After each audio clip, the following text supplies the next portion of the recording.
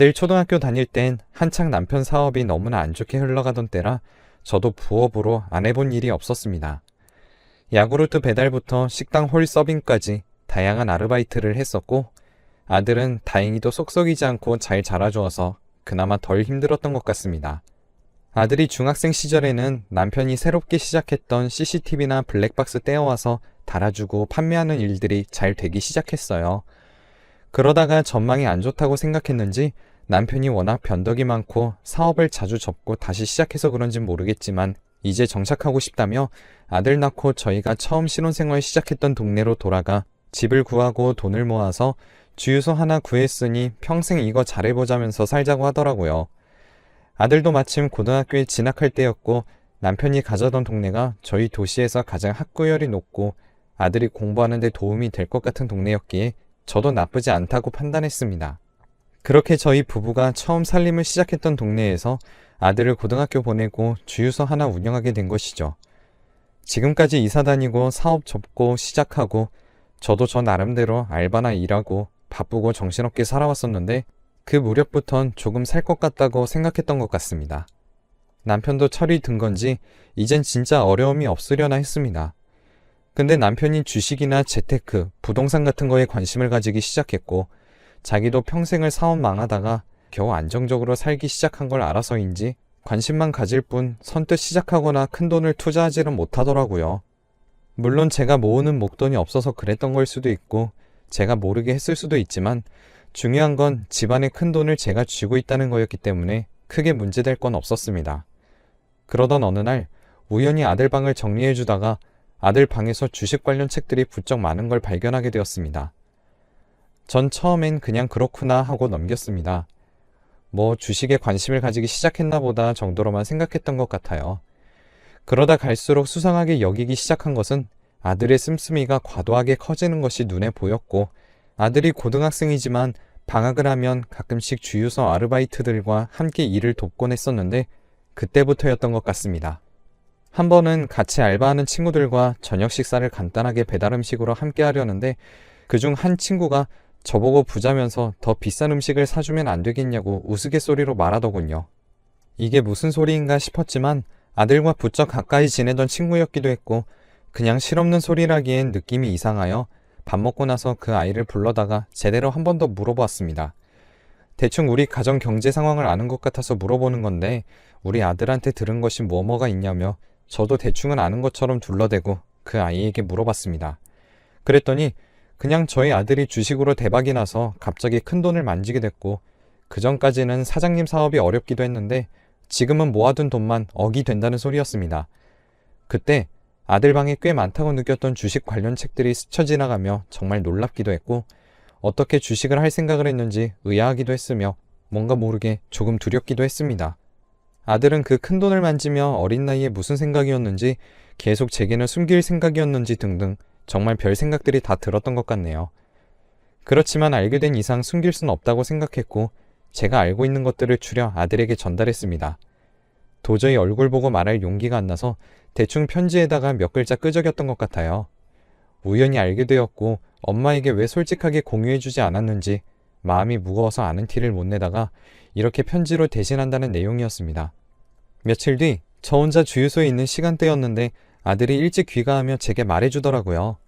어릴 때부터 전학이며 이사며 옮겨다니면서 아빠 사업이 힘들기도 좋기도 했던 건 너무 잘 알고 있었고 그러면서 인터넷으로 주식 정보나 사업 정보 등등에 자연스럽게 관심을 갖게 되었는데 이번에 주유소 한다는 말 듣고 이쪽 시장은 어떻게 흘러가려나 궁금해서 관심만 가지려던 게 우연히 코인과 같은 암호화폐 시장에 대해 알게 되었고 주유소 알바를 하며 틈틈이 모은 돈과 어렸을 때부터 지금까지 설이며 추석이며 용돈이랍시고 받아온 모든 돈을 털어 투자하게 되었는데 1년 만에 엄청나게 상승해 돈의 맛을 보게 되었고 그때부터 주식을 공부하면서 점점 불리게 되었다는 게 제 아들의 대답이었습니다. 저와 제 남편의 불안정한 사업 활동으로 인해 아들이 주식에까지 눈을 돌리게 했다는 게 미안했고 억장이 무너지면서도 어떻게 어린 고등학생 아들이 주식으로 돈을 불려 몇백에서 거의 몇천에 달하는 돈까지 만지게 된 건지 마냥 신기할 따름이었어요. 왜 말을 안 했냐 물으니 아예 거짓말하거나 숨길 생각은 아니었지만 주식이라는 게 앞으로 또 어떻게 될지도 모르는 일이고 돈이 이렇게 많다고 알리면 아빠가 또 다른 생각을 할까봐 당분간 자기가 더 공부를 하며 앞으로 어떻게 될지를 보려고 했다고 말했습니다. 사실 아들에게 도움이 되지는 못할 망정 고생만 시킨 것 같다는 미안함과 구구절절 다 아들 말이 맞기만 해서 저는 그래 알아서 잘해라 라고 이야기했습니다. 진짜 실제로도 아들이 기특한 마음이 너무 컸고요. 그렇지만 아들 말대로 저희 남편이 그 사실을 알게 된다면 그 돈을 노리고 사업을 넓히고 싶어 할 수도 있기 때문에 저도 의도치 않게 아들과 함께 비밀을 가지게 됐습니다. 그러던 어느 날 갑자기 남편이 노발대발을 하며 저에게 아들 소식을 알고 있었냐고 했습니다. 전 깜짝 놀라 그걸 당신이 어떻게 알게 됐냐고 되물었고 남편은 제가 알고 있었던 사실에 큰 배신감을 느끼고 더 화를 내면서 옆에 있는 물건들까지도 부수며 억울해했습니다. 그러면서 자기가 우리 가족을 위해 평생을 얼마나 고생했는데 이렇게 둘이 말을 맞추고 속일 수가 있냐며 화를 내더군요. 나중에 아들 말을 들어보니 우연히 주식창을 닫지 않고 컴퓨터를 켜두었다가 들킨 것 같다고 얘기하더군요. 저희 집에 컴퓨터가 한 대라서 거실에 두고 함께 사용하는데 아들이 어쩌다 흘린 것 같다고 얘기했습니다. 그날 이후로 남편은 굉장히 가정에 소홀해진 것이 눈에 보였고 대놓고 집에 들어오지 않는 날들도 늘어갔습니다. 하지만 남편도 화가 나서 잠깐 저러는 거겠지 생각했고 가볍진 않지만 참아가며 그냥 넘겼죠. 그치만 남편의 행방은 점점 더 엉망이 되어갔습니다. 남편은 대놓고 바람까지 피는 것 같아 보였거든요. 오히려 숨기지 않고 당당하게 여자들이랑 놀아나는 모습을 보니 그냥 기가 막혔습니다. 본인 모르게 집에 돈이 이렇게 많았다는 사실에 충격을 받아 저렇게까지 할 일인가 이해가 안 갔고 실제로 제 돈도 아니었으며 저렇게 하는 모습을 보니 그냥 저도 정이 떨어지더라고요. 아들에게도 네 탓이 아니니 너무 마음 쓰지 말라고 원래 저럴 사람이었던 거라고 냉정하지만 딱 잘라서 얘기했습니다. 어느 날 하루는 남편이 또 술에 잔뜩 취해서 들어와 놓고 자기를 남자로 봐주기는 하냐는 둥 헛소리를 하더니 이제 자기를 남자로 봐주는 그런 사람이랑 새 삶을 시작할 거라고 큰 소리를 치며 집 몇 개를 그냥 눈에 보이는 대로 다 쓸어담고 나갔습니다. 어안이 벙벙하고 어이가 없었는데 누가 봐도 취한 사람이었고 취해서 그러는 것이었기에 내일 해 뜨고도 저럴 수 있는지 지켜보려고 했습니다. 뭐 어디 차 안이나 모텔에서 하루 자고 들어오겠지 싶었어요. 그런데 하루가 지나고 이틀이 지나도 남편은 진짜 보이지 않았고 심지어 일주일이 지나기 직전 무렵엔 전화번호도 신호가 가지 않았습니다. 저는 슬슬 갈수록 너무 걱정이 되기 시작했고 아들에게 괜찮은 척 해두긴 했지만 그래도 마음이 너무 불안하여 수소문하여 남편을 찾고 다니고 그랬습니다. 그러던 어느 날 갑자기 경찰에게서 연락이 왔습니다. 제 이름을 묻더군요. 그러더니 남편이 사망했으니 당장 병원으로 오셔야 한다고 했는데 전 믿기지도 않았고 그냥 하늘이 무너지는 줄 알았습니다. 연락이 되지 않는 내내 남편을 괘씸하게 생각했지 제가 이런 일을 당하게 될 줄은 상상도 못했거든요.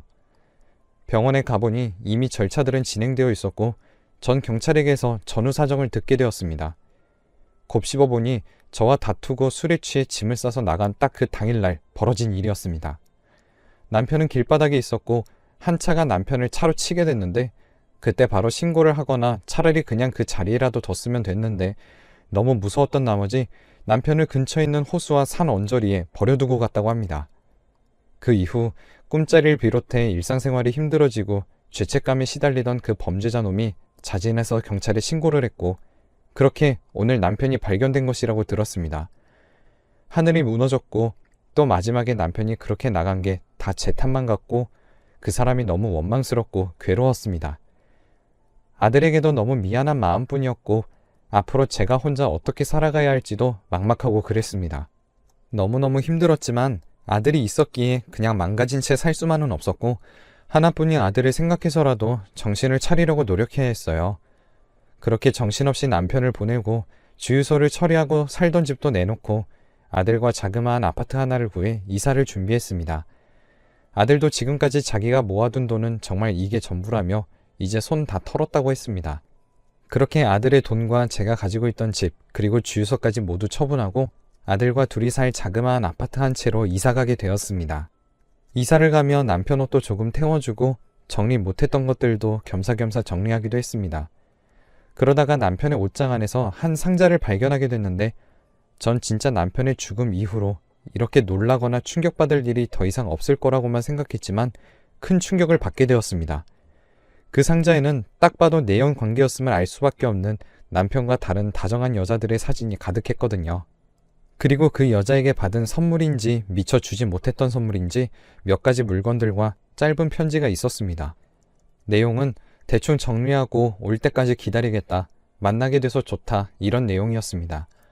정말 어이가 없고 황당하고 배신감 들었지만 가만히 앉아서 생각해보니 한창 남편이 밖으로 나돌 때 직접 목격하지 못했을 뿐 외도를 예상하고 있었고, 더군다나 죽은 사람한테 억울하니 어쩌니 따질 수도 없는 노릇이니 저도 그냥 최대한 빨리 털어버려야겠다 싶더군요. 그래서 그 물건들과 편지와 사진들도 버릴까 싶었지만 그냥 버리느니 태워주는 게 낫겠다 싶어 마지막 옷들을 태우며 함께 태웠습니다. 마음이 많이 허전하고 괴로웠지만 그래도 태워줘야지 싶었죠. 태울 수 있는 곳까지 원래 제가 차를 몰고 가서 태워주곤 했는데 유독 그날따라 운전할 자신도 없고 기력도 없어 고3 수능 치자마자 운전면허를 따고 한창 연수를 받은 아들 보고 근처이니 한번 운전해보겠냐고 운전대를 맡기고 함께 태울 수 있는 곳까지 가서 한 장 한 장 사진을 태웠습니다. 옷을 먼저 태우고 이제 그 불구덩이 속으로 편지와 사진을 태우려고 하는데 갑자기 옆에 있던 아들내미가 이 여자 그 여자 아니냐며 사진 속 여자를 가리켰는데 저도 그때서야 눈치를 채고 말았습니다. 어떻게 그걸 모를 수 있냐 많이들 그랬지만 남편 장례 당시에는 정말 그걸 어떻게 처리해야 하는지만 정신이 팔려 있었기 때문이에요. 그 여자가 누구였냐면 바로 제 남편과 내연관계에 있던 사진 속 여성이 제 남편을 차로 치고 남편을 근처에 버려뒀던 그 범죄자 놈이었습니다. 남편 장례 때도 그 이후로도 아들 앞에서는 한 번도 운 적이 없었는데 그날 아들 앞에서 진짜 목 놓아 펑펑 울고 미친 사람처럼 또 울고 계속 울기만 했던 것 같아요. 그 사람을 눈앞에 두고도 몰랐던 거에 대한 충격과 이제 남편도 잘 모르겠다는 생각과 무서움까지 들기 시작했습니다. 전 너무 괴로운 마음에 마음을 추스리지 못하고 계속 울기만 했습니다. 집에 돌아갈 때도 아들이 내내 저를 부축해줬고 그날 이후로 거의 3주 넘게 저는 집에 누워만 있었던 것 같네요. 정말 다행히 저희 아들이 수능을 치르고 성인이 되기 직전 거의 집에만 있을 때 절 돌봐주고 스스로 밥도 차려 먹고 무엇보다도 경찰과 검찰을 오가며 다시 남편 사건에 대한 수사가 시작될 수 있도록 알아봐주기도 했습니다. 단순 뺑소니가 아니라 내연관계의 여자였다면 계획되어 있던 살인일 수도 있으니까요. 지금 이렇게 생각을 찬찬히 할 수 있을 때 돌이켜보니 정말 다행히도 똑부러지고 상황을 잘 수습할 수 있도록 도와주는 아들내미가 있는 게 큰 행운이라는 생각이 들었습니다.